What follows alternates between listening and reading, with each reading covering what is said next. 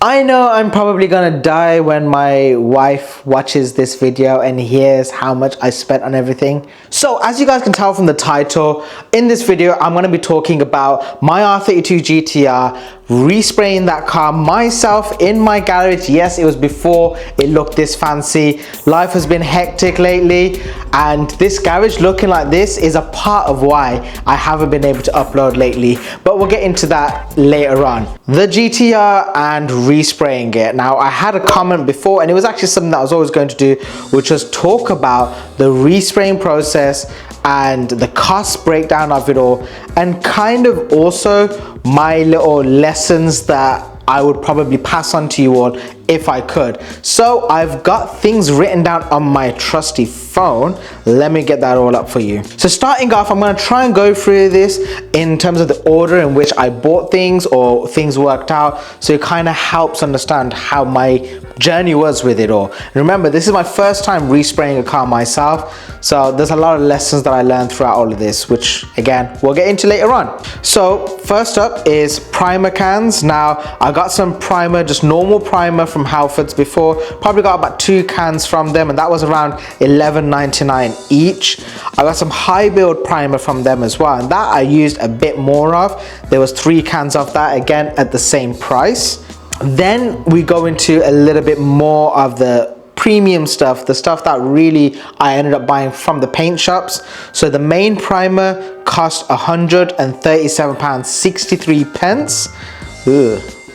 All that for just primer. And yeah, I ended up, as you guys know, I ended up having to get more of that during the process, so that's probably why the price is so high up, but lessons learned. The paint itself cost me £166.33. The clear coat lacquer was £81.23. Okay, so that's all of that. The compressor that I have now, bearing in mind the compressor is something that I bought mainly because I wanted to do the respray myself, but I also thought in the future I could utilize it towards other tools in the garage. Now that cost me £269.99.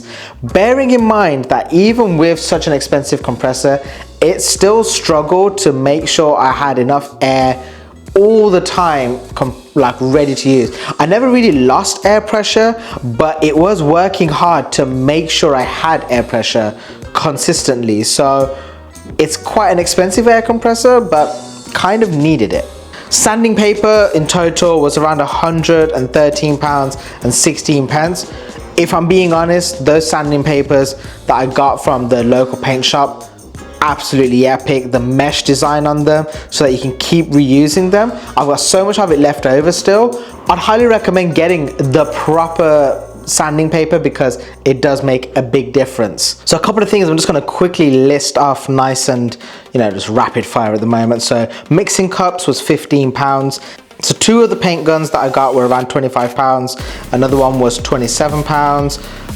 We've got masking tape, which is £6. Masking sheet was around £6.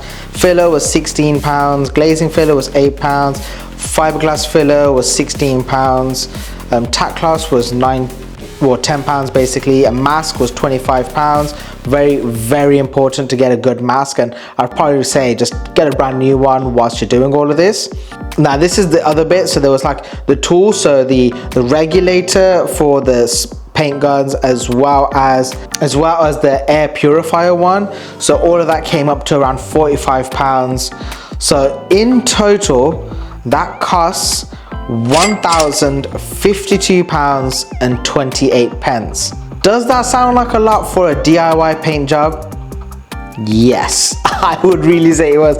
Let's be honest, the only real reusables from this is paint gun, compressor, and the sanding papers. Basically, they're the real only things that I'm probably ever gonna really reuse, and even with them, that's only coming up to about £300. So just usables alone that has gone into all of this, you're looking at around £700 worth. No, God, please, no, no! This is where I would say things make a big difference. Now, I had access to my garage, which isn't perfectly waterproof at the time, but it was quite good. had to deal with air ventilation, had to deal with cleaning it between each different stage, had to deal with just the general chaos of being in it, and you know, having to sort out the line going around the car and all these things. Now this is where I would say it's really important to kind of think about, because I probably put in, I don't know, okay, oh gosh, let's do the math real quick. It took me about a month to do it all, because I had so much shaping to do as well. So let's just say 12 hours a day, times that by 28 days, looking at around 336 hours.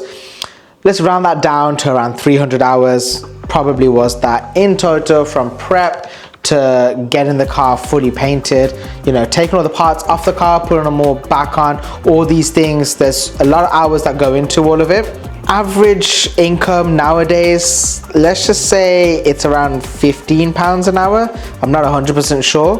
That means from the time that I put in and the value per hour, I spent £4,500 worth of my time basically into this car, which would bring the total up to about £5,552.28. So let's just say £5,500, okay? If I'm being completely honest, I would do everything completely different if I was to do it all again. I would use just paint cans. Now I would go to my local paint shop. They sell really good paint cans. They give a really good spray. I used one before on painting the side mirror for my 7 Series that I had before. I'll insert some clips of that real quickly, but it put out a spray, really nice unison pattern. You could probably spend about £300-400 on the spray cans. If you buy some high quality paint cans from your local paint shop, not just from Halfords or anything like that, although their spray cans do give out a good flow nowadays and the paint pattern is quite decent. If you go to a proper paint shop, their cans pretty much give out a similar pattern to what you would get from a budget paint gun. And considering you save so much money and not having to buy a compressor, and you already got the paint already in there, and you know that it's coming out at an even pressure the whole way. Now that's important, an even pressure the entire time you're spraying. If it was me and you wanted to do it all on a budget, there's different categories to all of this, right? The bottom line budget, just get some paint, just get some like single stage paint. You could potentially even roll that onto the car and then sand it down afterwards, and that would look pretty decent. Obviously the body filler and all these kind of things to like get the body shape right, that's going to take the graft, but you could just go about doing it that way, and that would pretty much get you a decent result for a paint job for a very, very minimal budget. If I was to do it again, I would have actually preferred doing a single stage paint and not the whole 2-stage paint with the paint and then the clear coat afterwards. Steve from SR Auto Bodies did actually say that to me, but by that point I already bought the paints, so I wasn't able to just return them or anything like that. That's kind of really important. But that makes a big difference to getting good technique coming out with what you're doing, especially as a rookie. That's probably my biggest takeaway, is if you're going to paint a car yourself, don't bother getting a compressor and paint guns and those kind of things. Just use a spray can, because honestly probably it costs about £300-400. But the biggest difference there is I wouldn't have to clean the gun all the time, wouldn't have to deal with all the mess with mixing up all the primer and stuff like that, and the hardener with the paint, getting that all ready. It's such a mental game that you have to remember whilst doing it all. You wouldn't have to deal with all of that. So for that reason as well, I wouldn't go down this route. And yeah, I kind of feel like if you use paint cans, your technique would get so much better, because you have so much less to think about, that you genuinely would get a much cleaner, better finish. Now, obviously I had a garage and I was able to use this space however I wanted. Not everyone will have that, but even if you're painting outside, genuinely, just use a paint can. That's what I would say. But with all of that being said, I think the important thing to kind of clear up now is, do I regret doing my paint job? And if I'm completely honest, no. It was an amazing lesson to learn, and it was a life achievement that I can say, you know what, I did that. there's still so much to do with that car in terms of now I gotta wet sand it and then polish it and get it all looking flat. But that'll be a nice project to do over the summer. But it was just such a dream of mine to be able to do something like that, that I'm so happy I was able to do it. Would I recommend other people to do it? If you want just a paint job done to your car and you don't care about the emotional side of it being an achievement of some sort, then just use paint cans. But if you want to do it the way I did it, I don't blame you. I just wouldn't recommend it basically. But if you're gonna end up spending about £1,000 on a paint job like the way I did, I'd probably say it's much better to just get a local cheap paint shop and get them to do the whole car for about £1,500, £2,000. You might be able to find someone that can do it. It won't be a perfect finish, but you know, for the fact of you don't have to deal with the headache of doing all of the things that I just did. Pass it along. Like I said, that time that I spent working on the car, if I was to get paid for that time, it would have cost about £4,500. There's no way anyone is gonna pay £4,500 for that paint job, okay? You know, the funniest part was when the day that I finished the car and I went to that drive, the GTR Journey drive, Steve and his girlfriend, and they're going, oh, did you roller the car?